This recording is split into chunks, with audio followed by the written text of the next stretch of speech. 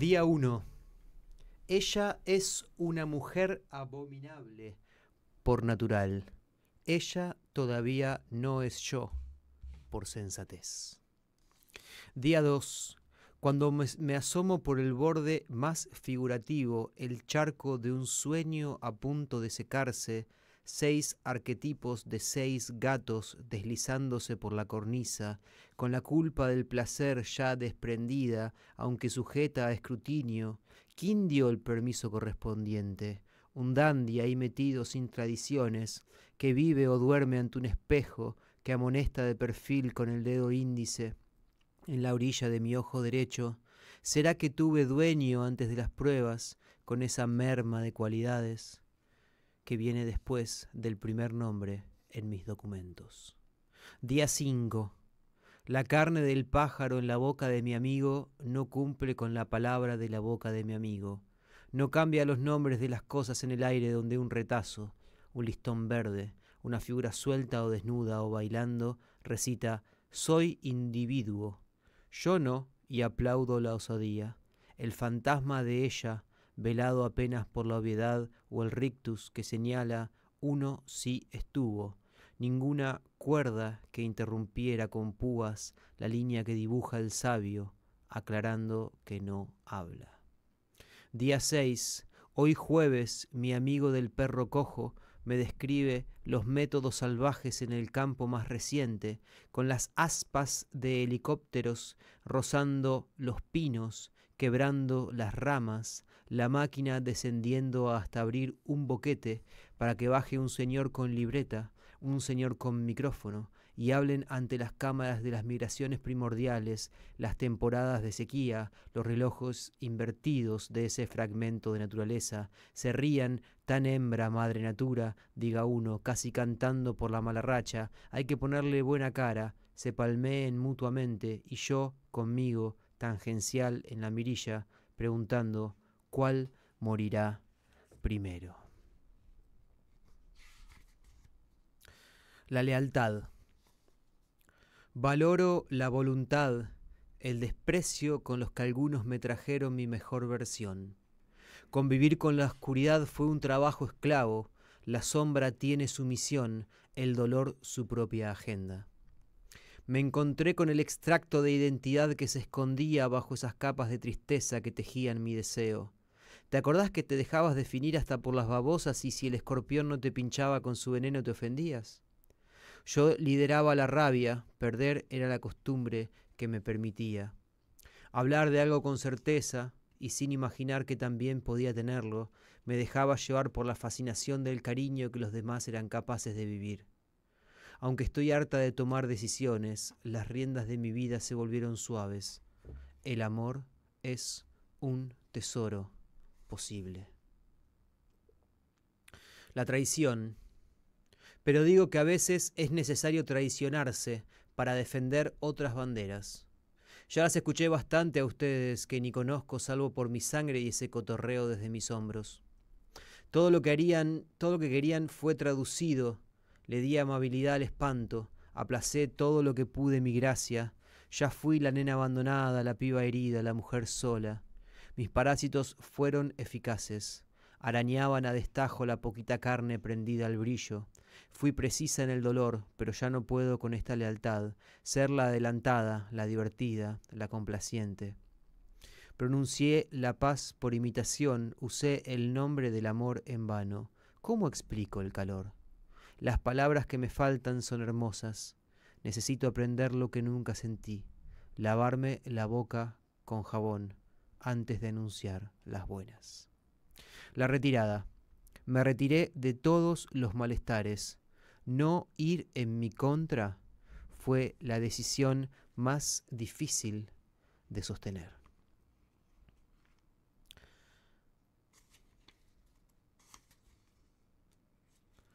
Yo también le rezo a la noche. 1. Ella que supo ser un hombre más temible que mi abuelo, su mirada parca devorando el humo del cigarrillo que la envolvía. Mi abuela asfixiaba gatos en palanganas porque las crías eran demasiadas y no hay lugar para todos en este mundo. 20 cigarrillos cada día, la voz áspera de un capataz en épocas de guerra y la bondad de quien raciona milimétricamente el alimento. Fui la nena que durmió a su lado tantas noches como en un campamento militar, el soldado raso bajo la mirada de sargento. La escuché roncar con la furia de los perros que pierden temprano a su madre, como ella, a su marido, arrollado por un auto. La veo por las noches sumergirse en el sueño como con un rosario, invocando a un Dios que jamás la ayudó en nada. Y así como le reza, yo también le rezo a la noche, porque ella es un sargento y yo un soldado raso al que podría cocinar en el horno con tal de sobrevivir. 2. Aguanté hasta que el hilo de pis brotó como una flor entre mis piernas. Al lado dormía mi abuela, rugía como un oficio. Su boca abierta era una tumba en la que revoloteaban y se estrellaban los murciélagos. Miré hacia adentro, hacia el pozo negro de sus fauces y tomé lo que era mío por derecho, el paquete de Le Mans, que obligada le compraba todas las tardes. Fumé hasta que el sol me reveló la humareda, el olor a pis aplastado como un insecto en la habitación de la niebla. 3. Una foto donde peino a mi abuela. No hay en ella nada que se parezca al cariño o a la dulzura, y sin embargo ahí estoy, cepillándole las canas como si fuese capaz de arremolinar la seda, meter mis manos entre las telas, escoger la blanca, brillante, y sentir la nieve, el frío de su pecho guardado entre las ondas del pelo. A veces sueño con el desprendimiento del glaciar, con fisurar por fin el nudo originario, ese que tejió la helada en su corazón el día que se hundió mi abuelo. 4. La escápula alada. Acostada boca abajo ya no duermo, pero espero paciente la llegada de la noche. Disloco mis hombros con suavidad, despego los omóplatos y levanto vuelo. Soy el cóndor que planea sobre su cuerpo, el ronquido ahogado en el que pierdo altura, el esfuerzo para cruzar de una vez y para siempre la cordillera. 5. De los años en los que fue scout, mi abuela amarró a su corazón un nudo fuerte, como un mástil o un roble, para asegurarse el camino de regreso a casa. Cuando duerme, admiro la fragilidad del lazo. Si lo desato, se desangra, y si tiro con fuerza, se asfixia.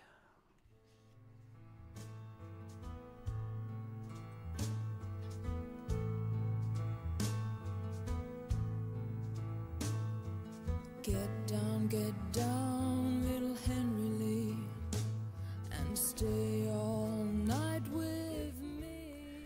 Buenas noches, querida audiencia, bienvenidos a otro Tuki Poesía al Toque, mientras de fondo suena la voz de PJ Harvey y la música de Nick Cave en este éxito clásico que se llama Henry Lee. Danos un poco, people.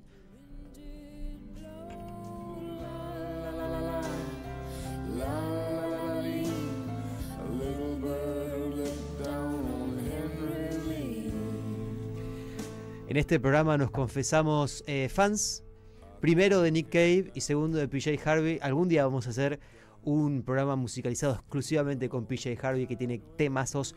El programa de hoy está musicalizado exclusivamente por Nick Cave. ¿Por qué? Porque puedo, porque me place, porque tengo ganas, porque está a punto de sacar un disco nuevo, porque me encantaría verlo en vivo otra vez, porque Nick Cave es parte de este programa, quiera él o no lo quiera. Pero bueno, arrancábamos leyendo un poco de dos amigas de la casa, como lo fueron y lo son Patricia González López y Luciana Reif. A Luciana, si recuerdan, la entrevistamos en este programa en vivo, hablando justamente de este libro que se llama Yo también le rezo a la noche, que editó Editorial Conejos. Ella ganó el primer premio de poesía del concurso de letras del Fondo Nacional de las Artes, ni más ni menos.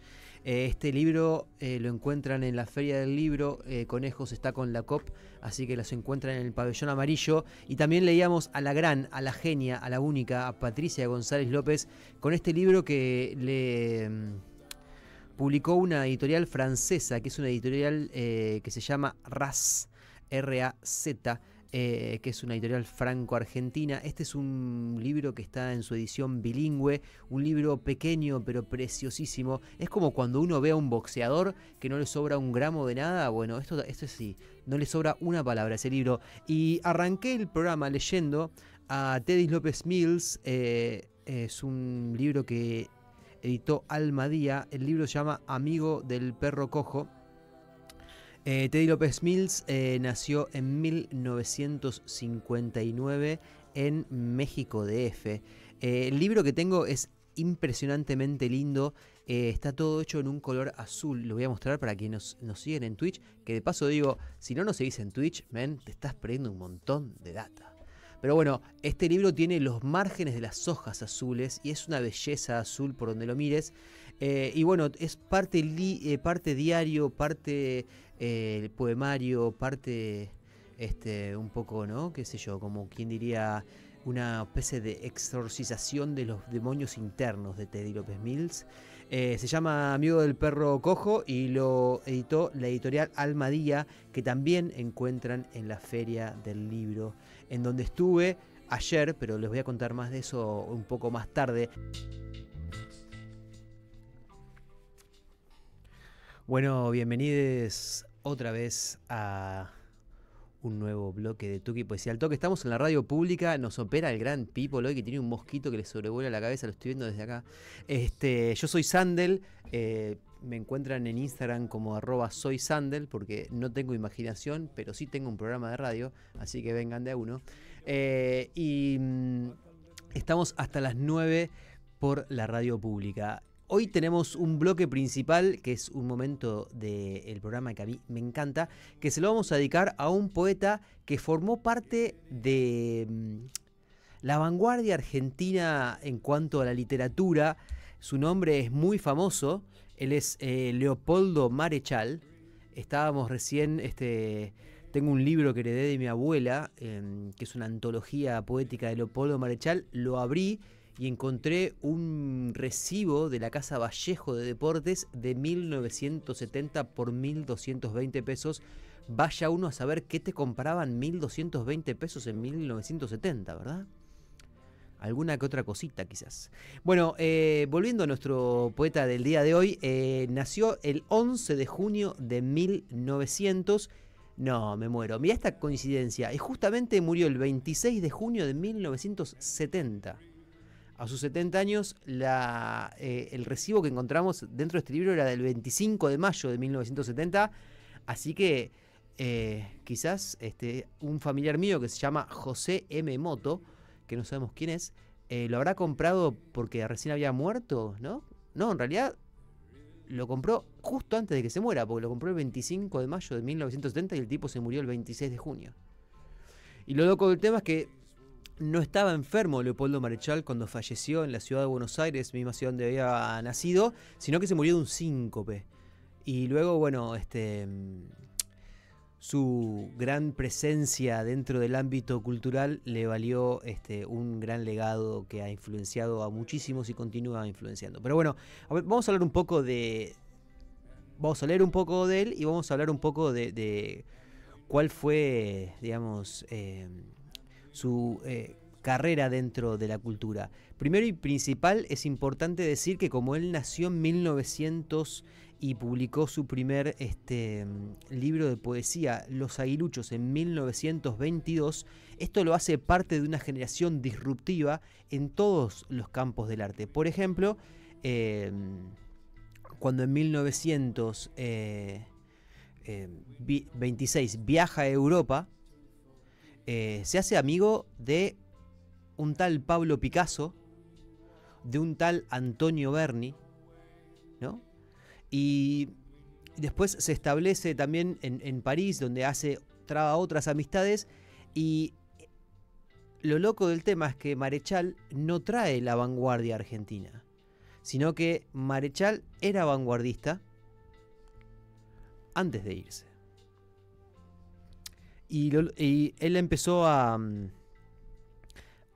escribir poesía a la tierna edad de 12 años. Su adolescencia más tierna pasó trabajando en una fábrica en donde a los 13 años ingresa, pero a los 14 forma una huelga para mejores salarios y condiciones, convenciendo a todos sus trabajadores pares que lo doblaban en edad.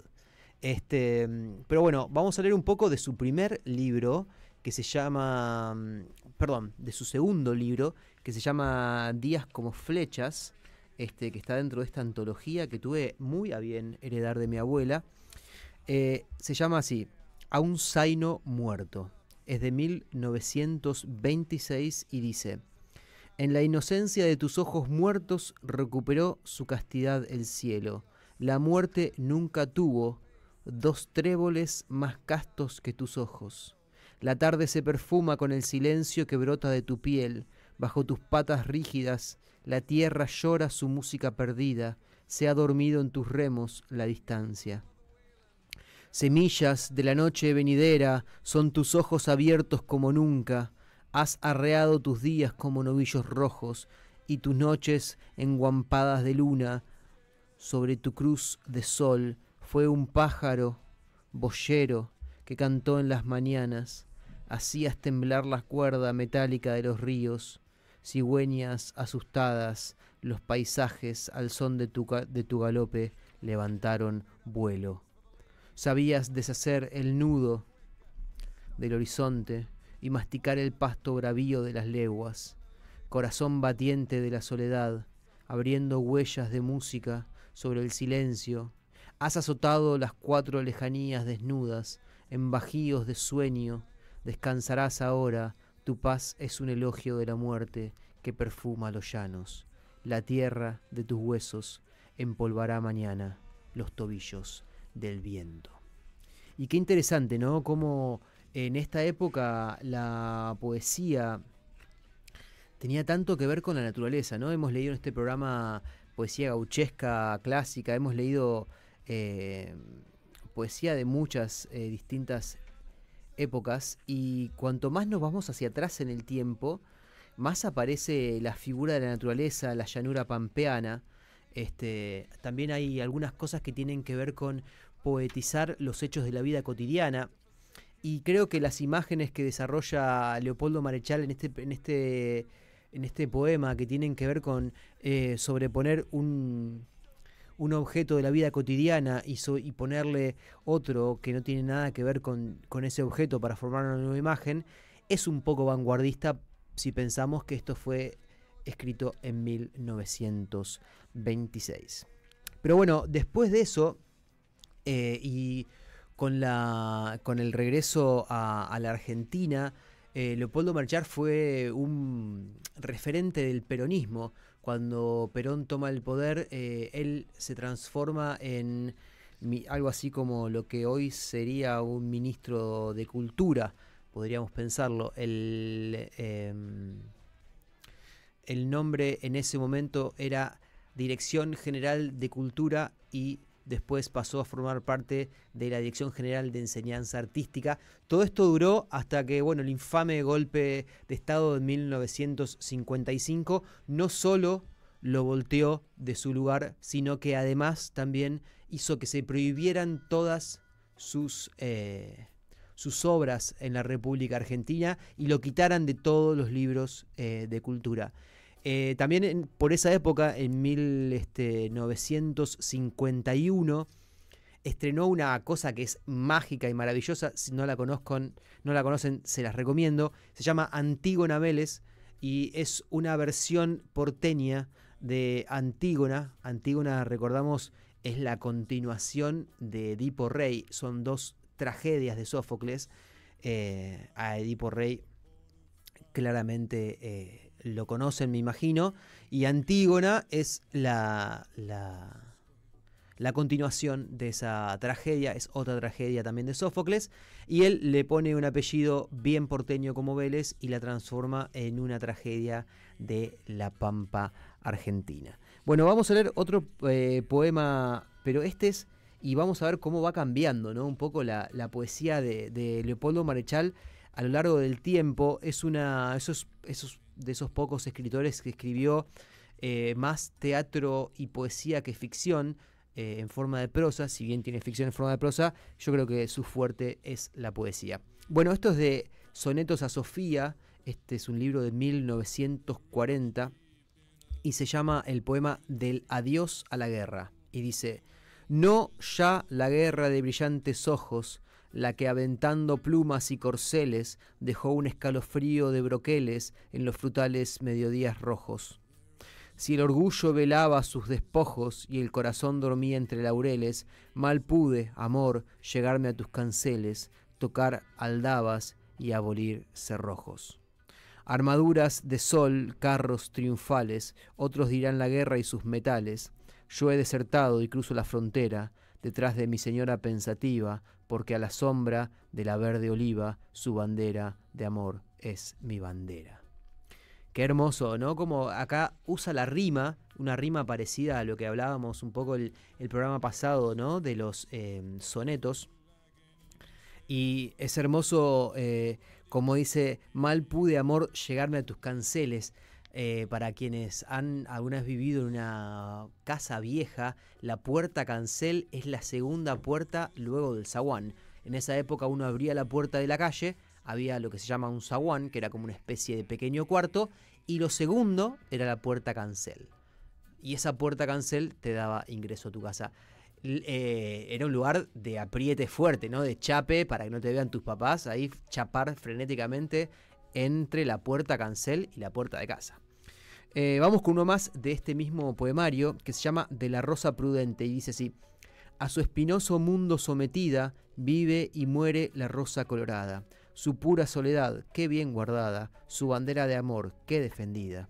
Guerra, pero entre dardos florecida, cielo más al arrimo de la espada, si hasta la rosa llega tu mirada, no se le atreve al fin tu mano herida. Miel indefensa, corazón desnudo, que a todo viento, si es de amor, te inclinas, falto a la vez del arma y del escudo.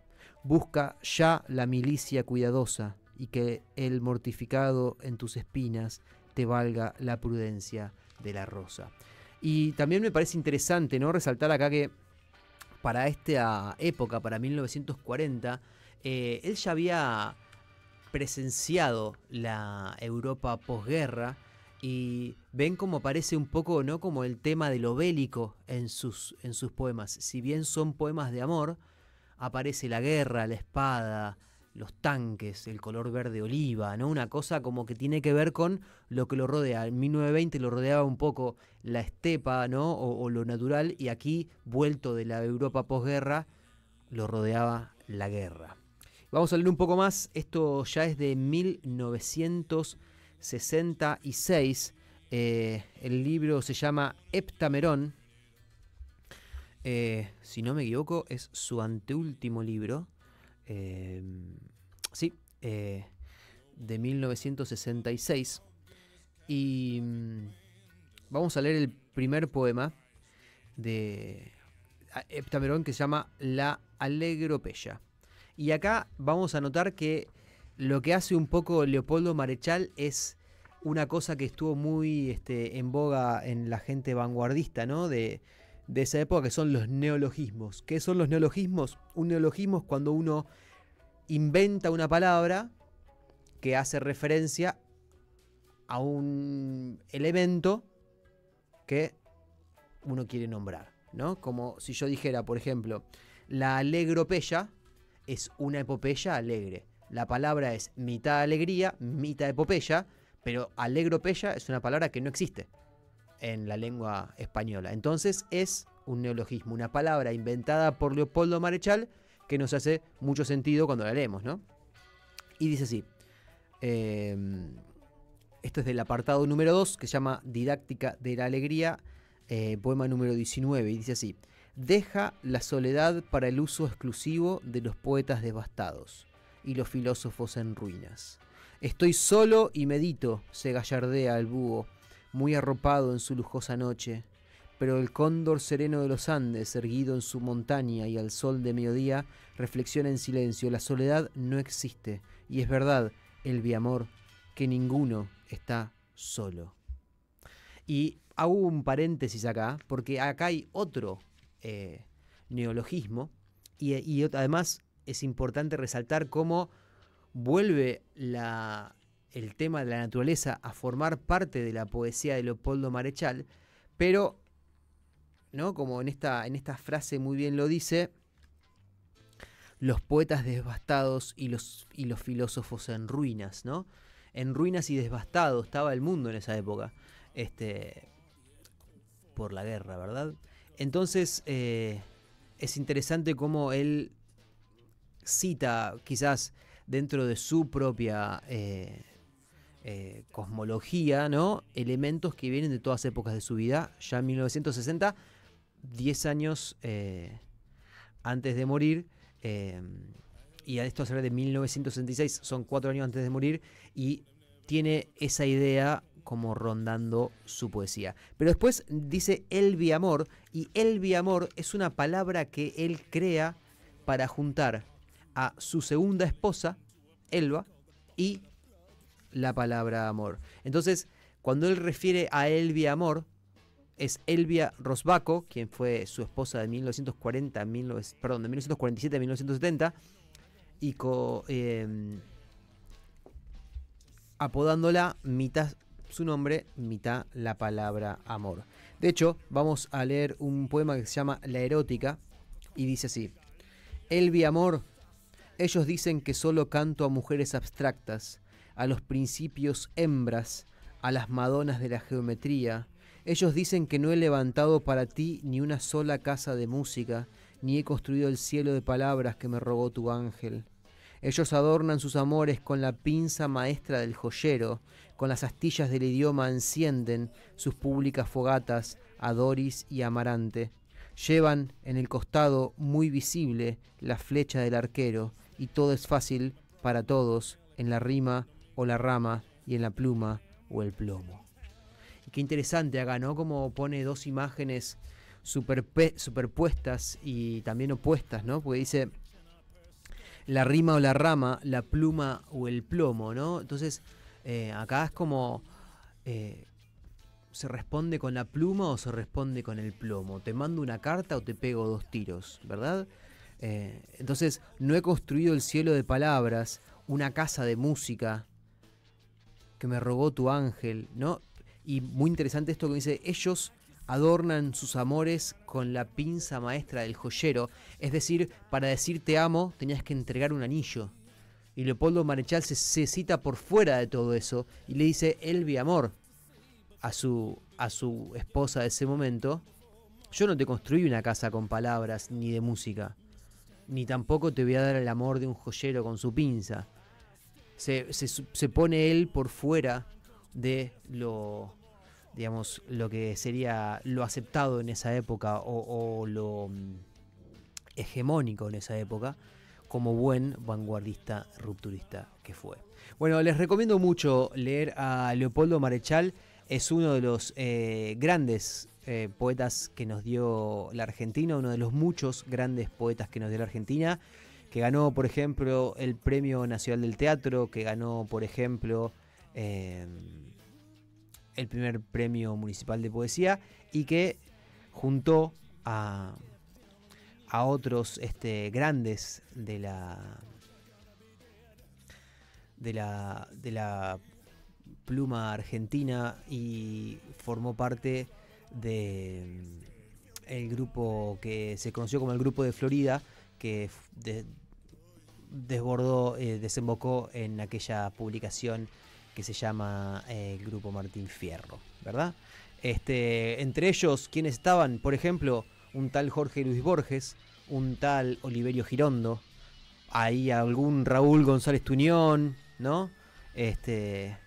Ricardo Huiraldes, gente que marcó este país y lo transformó, creo yo, para mejor. Por eso, en tiempos donde la cultura es atacada y es puesta en disputa por gente de todos lados, pero especialmente de la gente que nos gobierna, es bueno que podamos leer algunos de los argentinos y de las argentinas que hicieron de este país quizás el país más importante en cuanto a literatura de todo el continente. Bienvenidos a otro bloque de Toque Poesía al Toque. Esto que escuchamos de fondo se llama Wild God o Dios Salvaje y es el primer simple del nuevo disco de Nick Cave. Es decir, este es Nick Cave 2024. Recién decíamos, ¡qué temón!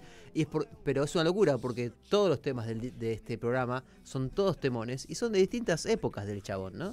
Y hablando de distintas épocas, ¿en qué bloque estamos? Por supuesto, estamos en el bloque de poesías clásicas. Y la vez pasada yo les había leído algunos de la dinastía Tang y me quedé con ganas de leer más de la dinastía Tang. Así que voy a proponerles algo. Voy a leerles algunos de la dinastía Tang en este momento, es decir, poemas que tienen casi 1000 años. Y después voy a leerles algunos en el bloque que viene de un libro que se llama 19.459 kilómetros, que es la distancia que hay entre Argentina y Corea. ¿Por qué? Ya les voy a contar en el próximo bloque. Pero ahora vamos a leer un poco de la dinastía Tang. Vamos a leer a un poeta que se llama Wang Wei. No es una marca de celulares, sino que es el nombre de un poeta, es Wang Wei.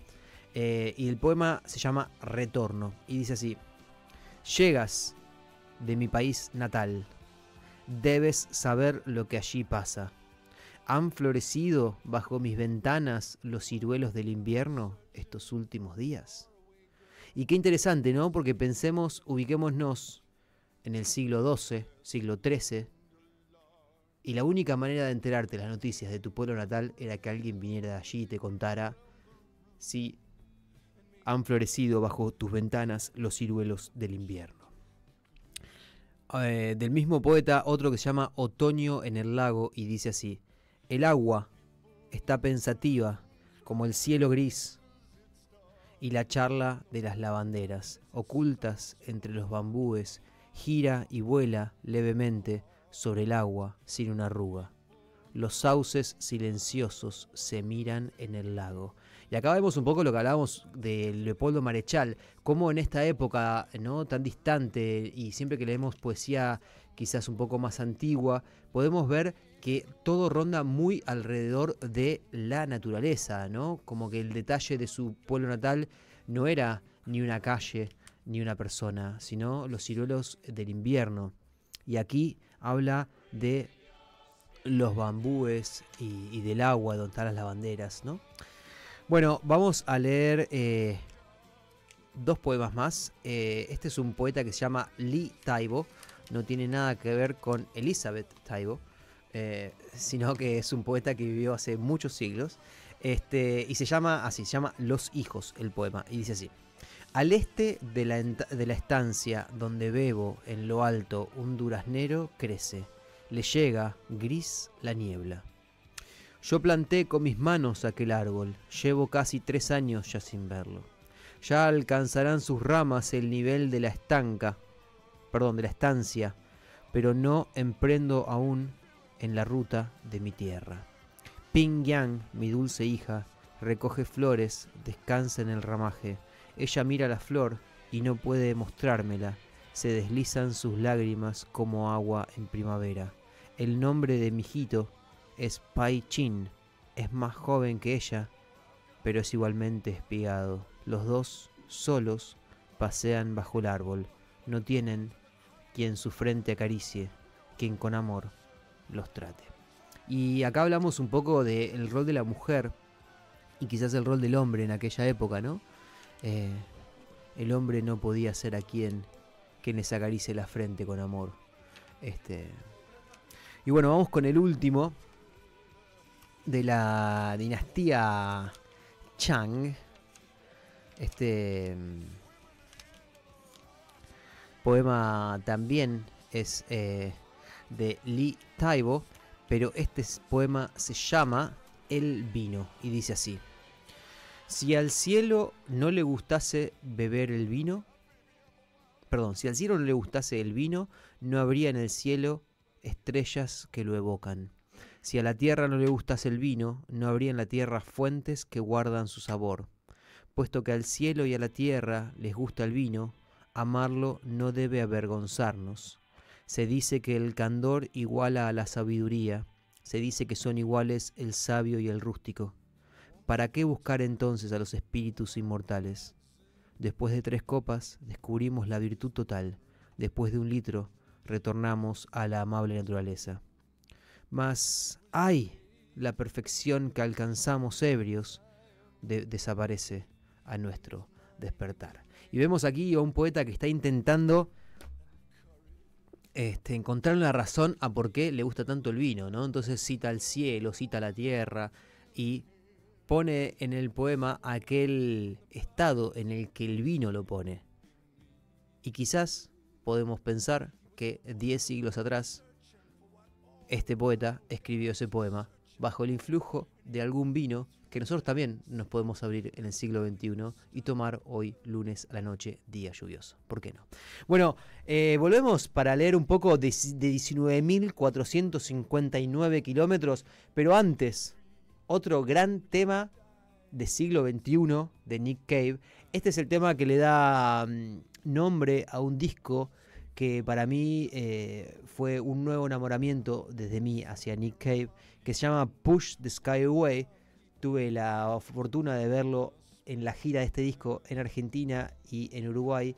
Y en Uruguay estábamos en el Teatro de Verano, un teatro que es como un anfiteatro de piedra. Yo llegué muy temprano porque viajaba de la Argentina, entonces estuve al lado de la valla y cantamos una canción. Yo le agarré la mano a Nick y Nick me agarró mi mano y se la puso en el pecho y cantamos una canción. Y cuando esa canción terminó y empezó a cantar Stagger Lee, una de las canciones más potentes de los Bad Seeds, empezó a llover torrencialmente y eso para mí fue un poema.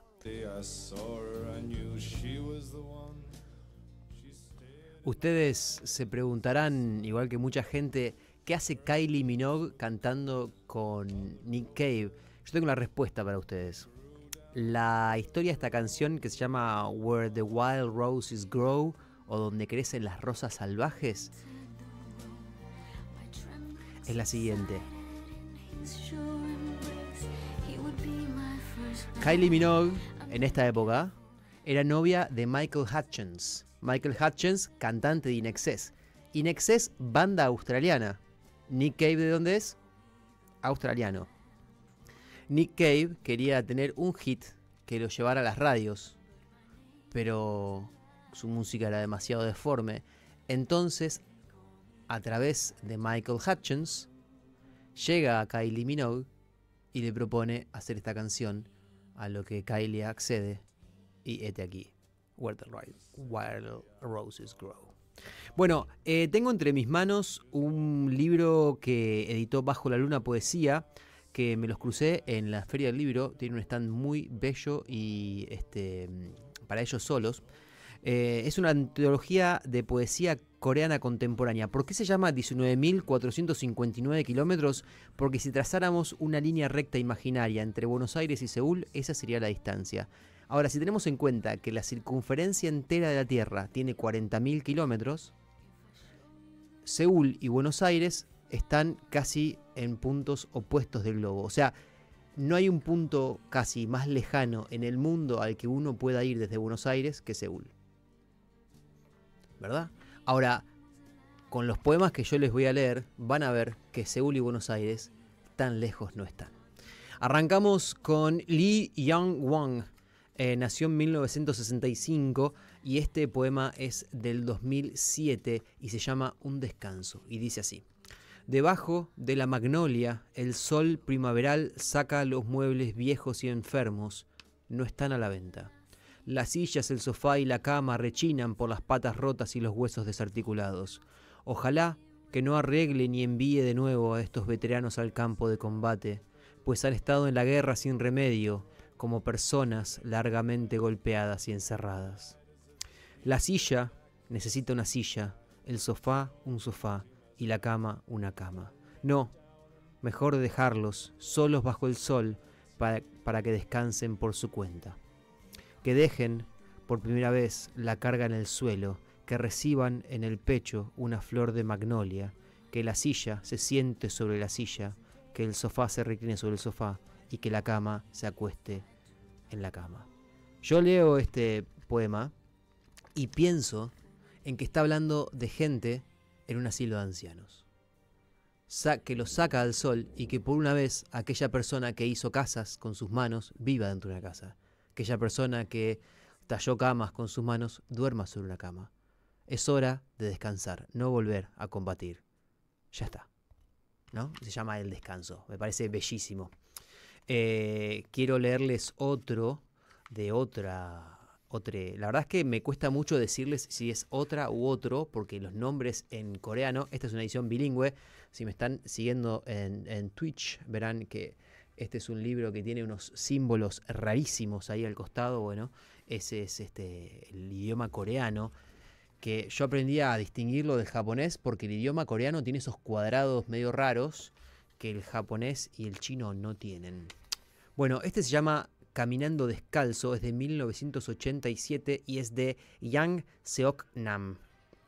Y dice así: caía la nieve como acordándose, apilándose más y más sobre la calle. La nieve erigía su silencio y arrinconada cada tanto por el viento, iba cubriendo las cosas una por vez. Caminé sin darme cuenta de que iba imprimiendo las huellas detrás de mí. Un rato después, mis huellas formaron un pequeño arroyo que al salir al mar fue quizás hostigado por una corriente, pues en sueños oía todo el tiempo el sonido del agua y sentía los pies fríos. Las hojas volvieron a brotar de los árboles y tanto fue mi deseo de subir a ellos que no pude pensar en otra cosa. Luego, en la punta de una idea equivocada, floreció una flor, sin darse cuenta de que la idea impresa en la idea era borrada por otra idea. Y me parece hermoso cómo termina el poema en un loop infinito, ¿no? Que dice: en una idea equivocada floreció una flor. Es decir, no existen las ideas equivocadas. Existen las ideas que dan flores y las ideas que no dan flores. Sin darse cuenta de que la idea impresa en la idea era borrada por otra idea, ¿no? Como que nosotros podemos empujar hacia la flor, pero cada flor sale en ese lugar donde había otra flor, ¿no? Como no existen las ideas, que en este caso podríamos pensarlo como ramas equivocadas o correctas, sino tan solamente aquellas ideas que dan flor y las que no. Ahora, cada flor que nosotros tengamos va a salir en lugar de otra flor. Y vamos con el último de este libro. Se llama El dolor debajo del pecho izquierdo y es de Yang Seok-nam, es del 2001 y dice así: no hice más que arrancar una flor seca y mirar en dónde estuvo la planta. No hice más que beber una gaseosa porque tenía sed y volver a mirar ese sitio. ¿Habré soñado mal? Persisten las imágenes de la flor cuyo nombre ya no recuerdo. Tenía el aspecto de un viento pasajero que se mira por un momento las líneas de la mano. Aunque ya es un camino sin vuelta, aunque así haya sido su camino, en días como estos, hasta me da pena que el dolor se alivie. Y qué interesante, ¿no? En días como estos, hasta me da pena que el dolor se alivie. Y aunque ya es un camino sin vuelta, aunque así haya sido su camino, es un poco, me parece a mí, una metáfora para referirse a que el arrepentirse, ¿verdad? De aquellos, y vuelve a la imagen de la flor, ¿no? Digo, el arrepentirse de aquellas cosas que uno hace o que uno hizo, no lleva a ningún otro lugar, porque da pena que el dolor se alivie. Es decir, el camino que nos trajo hasta acá es unívoco, es único y es nuestro. Entonces no hay que aliviar el dolor. Da pena que el dolor se alivie. Entonces, antes de eso dice: ¿habré soñado mal? ¿Puede soñarse mal? Me parece que lo que hace en este pequeño poema Yang Seok-nam es poner en entredicho para qué hacemos cada cosa, ¿no? Dice: no hice más que arrancar una flor seca y mirar dónde estuvo la planta. No hice más que beber una gaseosa porque tenía sed y volver a mirar ese sitio. ¿Habré soñado mal? Es decir, hace lo que tiene que hacer y después piensa: lo que tengo que hacer es lo que soñé. Pero ¿y si soñé mal? ¿Estoy haciendo las cosas mal? Entonces por eso dice al final: en días como estos hasta me da pena que el dolor se alivie. Es decir, el camino que me trajo hasta acá es mi camino. Entonces no puede estar ni bien ni mal. Bueno, con esas pequeñas pinceladas de poesía, de lugares y de momentos tan distantes, porque quiero hacer una fe de ratas. Cuando yo dije que la dinastía Ming, de la dinastía Tang, tenía un milenio, lo dije mal, porque tiene mucho más que un milenio. porque la dinastía Tang existió entre el 600 y el 900. Es decir, que tiene 1300 años, 1400 años. Y es una locura, ¿no? Porque vemos como entre ambos libros, un poema del 2001 y un poema del 600, los elementos se tocan, ¿no? Habla de la naturaleza viva, de la naturaleza muerta, de cómo usar la naturaleza de lo que está alrededor nuestro como metáfora para decir aquello que queremos decir. Es decir, me parece que ni Corea está tan lejos de Buenos Aires, ni la dinastía Tang está tan lejos del presente como para que la poesía no sea inentendible. La poesía es el único lenguaje universal, vengan de a uno. Bueno, con esa reflexión mágica de lunes por la noche, les deseo a todos que tengan una gran semana. La semana que viene vamos a hablar un poco de la Feria del Libro, donde estuve ayer, pero hoy trajimos tanto para el programa que no nos alcanzó el tiempo. Así que la semana que viene vamos a hablar un poco de la Feria del Libro, de cómo está todo por allá. Y vamos a hacer un especial capaz PJ Harvey. Porque si hoy hicimos de Nick Cave, ¿quién podría ser si no PJ Harvey? Y nos vamos con un tema, un temuki, un temardo, un tema Iken que a la pipetúa. Es un tema que dura 7 minutos, ¿ok? Es un tema de 7 minutos. Pero es un tema de 7 minutos que vale cada uno de esos segundos. Se llama Higgs Boson Blues, es de Push the Sky Away. Y yo le quiero mandar un saludo muy especial a People que nos estuvo operando el día de hoy. Un aplauso para People. Le quiero mandar un saludo muy especial a la poesía en sí misma, porque gracias por dejarnos estar acá. Yo soy Sandel, me encuentran en Instagram como Soy Sandel. Esto es Tuki Poesía al Toque por la radio pública. Si te lo perdiste, anda a buscarlo a Spotify, papá. Y ahora también a YouTube. Ah, claro, pueden ver esta caripela con este peinado. O sea, hay humedad, mirame el pelo. ¿Hay mosquitos? Mirame la cara, ¿no? No me afeité, así que van a ver un Sandel barbudo, pero bueno, me pueden ver al fin y al cabo. Los dejo con Nick Cave, los dejo en muy buena compañía y en muy buenas manos. Esto fue Tuki Poesía al Toque, nos vemos la semana que viene. ¿Capaz por partida doble? No lo sé.